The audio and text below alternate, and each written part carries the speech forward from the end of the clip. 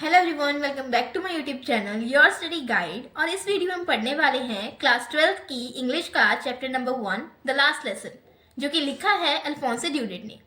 इस चैप्टर में हम पढ़ेंगे कैसे फ्रांस और प्रशिया के बीच में जब वॉर हो रही थी और फ्रांस जो है प्रशिया से हार जाता है, तो प्रशिया जो है फ्रांस के 2 डिस्ट्रिक्ट एल्सेस एंड लॉरेंस पे अपना कब्जा कर लेती है और उसके ऊपर कुछ रूल्स अप्लाई करती है। और फिर हम देखेंगे कैसे जब ये 2 डिस्ट्रिक्ट प्रशिया के हैंड में आ जाती है, इनके अंदर जो स्कूल्स होते हैं उनके बच्चों के अंदर क्या लाइफ में चेंज आता है, ये हमने देखना है। तो इसके अंदर 2 मेन कैरेक्टर हैं। सबसे पहले फ्रांस और एक एम हेमिल। फ्रांस एक छोटा बच्चा है जो स्कूल जाता है और एम हेमिल उसके टीचर है जो कि उसे फ्रेंच लैंग्वेज पढ़ाते हैं। तो ये जो लाइन स्टार्ट होती है, I started for school very late से, और यहाँ पे आई जो है वो फ्रांस है, तो नरेट जो कौन कर रहा है, फ्रांस ही कर रहा है।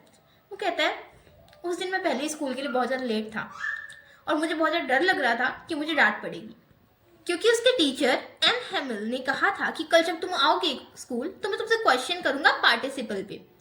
अब जो फ्रांस था वो कहता है कि मुझे तो पार्टिसिपल का फर्स्ट वर्ड भी नहीं आता, तो मैं कैसे आंसर करूंगा। तो उसे बहुत ज़्यादा डर लग रहा होता है कि मुझे डांट तो पड़ेगी आज।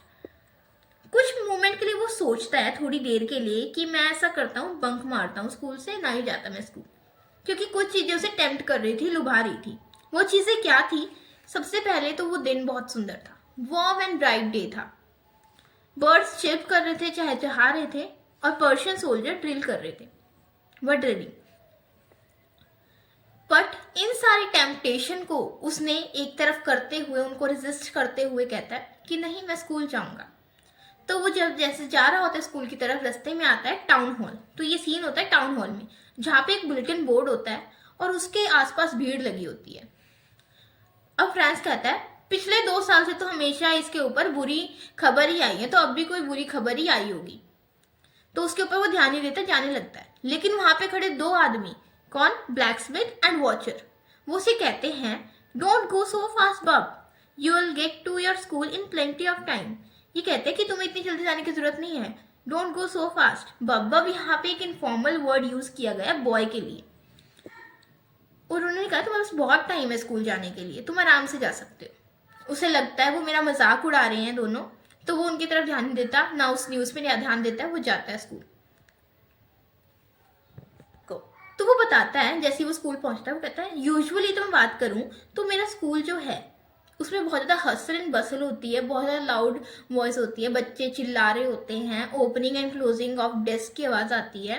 साथ ही साथ जो टीचर का रूलर है, जो स्केल है, वो बेंच पे आवाज़ करते हुए मारते हैं ना, वो इस बेंच पे, उसकी भी आवाज़ आ रही होती है।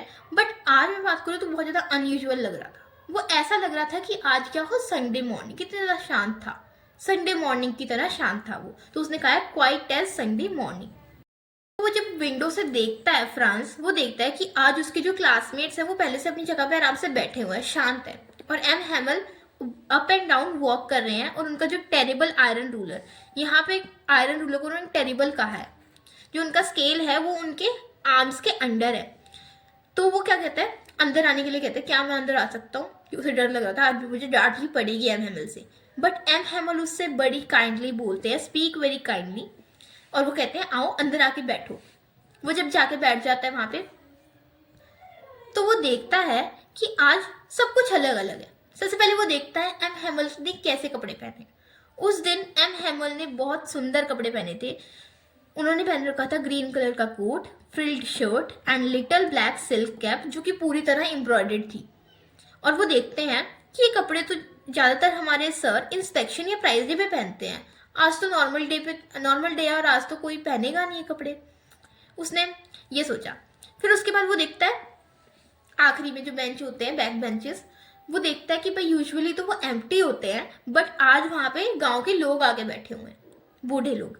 जैसे कि वहां पे ओल्ड हाउसर बैठा था, जो कि 3 कोने वाली कैप डाल के आया था, और अपना एक ओल्ड प्राइमर भी लेके आया था। प्राइमर बेसिकली किसी भी लैंग्वेज को सीखने के लिए बुक होती है, और उस बुक के पेज बहुत ज्यादा मुड़े तुड़े थे, बिल्कुल पुरानी जैसे हो जाती है ना, मुड़ जाते हैं पेज, वैसे पेज थे।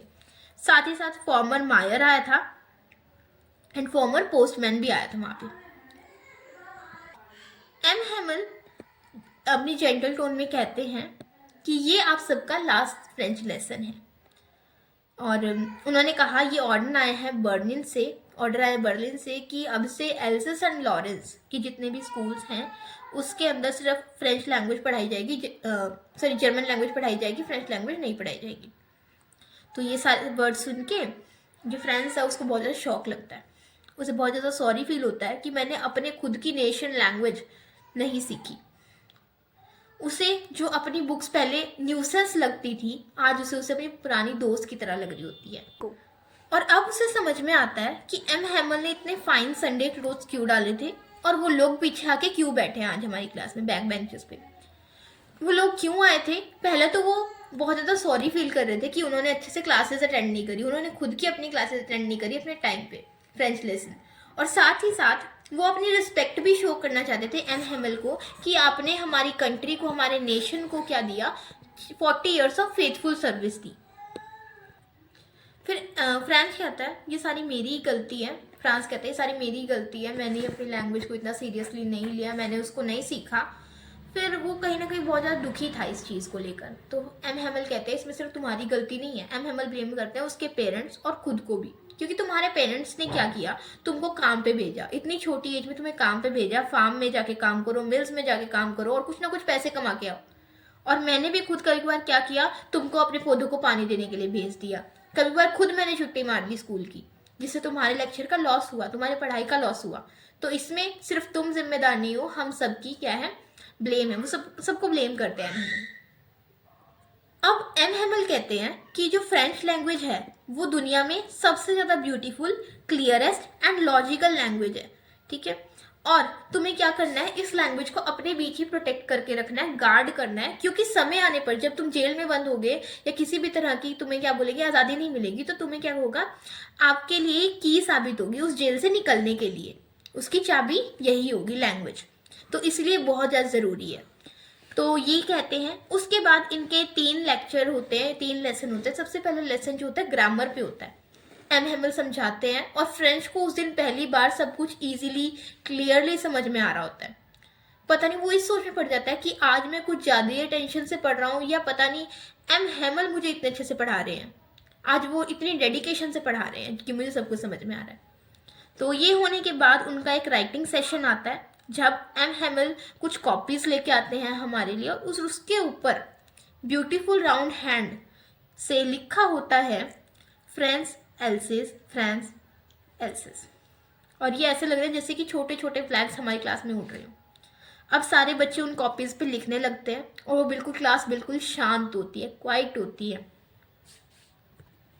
बस वहाँ पे किसकी आवाज़ आ रही थी, scratching of pen over paper, और किसी की आवाज़ नहीं आ रही थी। वो इतने ज़्यादा उस काम में लग गए थे, उस काम को इतनी डेडिकेशन से कर रहे थे बच्चे कि अगर कोई बीटल भी क्लास में आए तो कोई भी उस पर अटेंशन नहीं दे रहा था।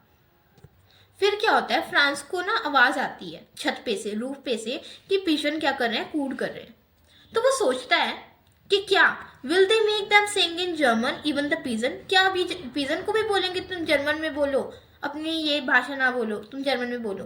तो इसके थ्रू वो क्या दिखाना चाहता है, वो बहुत ज़्यादा फ्रस्ट्रेटेड हो गया था, फ्रस्ट्रेशन शो करना चाहता था, उसे बहुत ज़्यादा गुस्सा आ रहा था।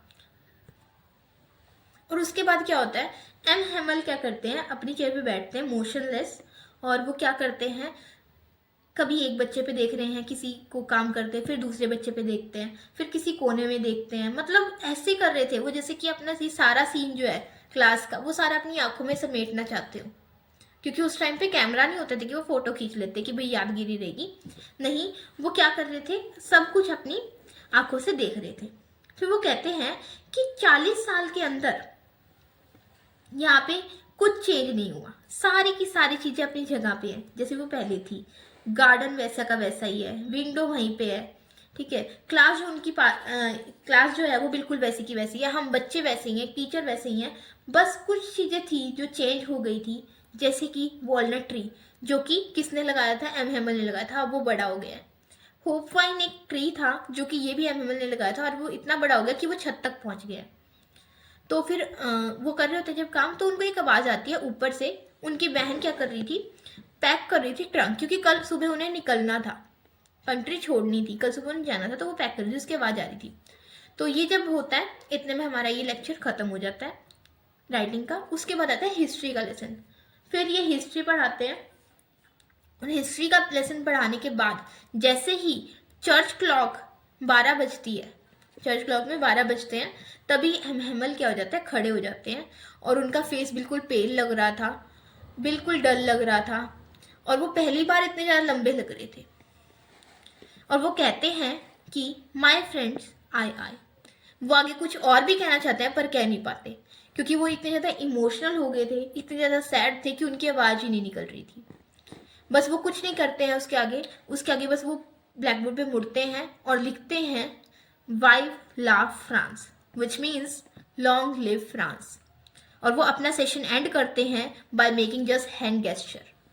बिना कुछ कहे, बिना कुछ वर्ड कहे, वो सिर्फ हैंड गेस्चर करते हुए कहते हैं कि school is dismissed, you can go. बस हैंड जेस्चर से वो बता देते हैं, वो कुछ वर्ड नहीं कहते। तो ये था हमारा आज का chapter, the last lesson. I hope आपको ये इजीली समझ में आया हो और ये नोट्स आपके लिए हेल्पफुल रहे हों। अगर आपको मेरी ये वीडियो पसंद आई हो तो प्लीज़ इस वीडियो को लाइक करें, शेयर करें और इस चैनल पे नए हैं तो प्लीज़ सब्सक्राइब करें। Please support my hard work. Thank you all.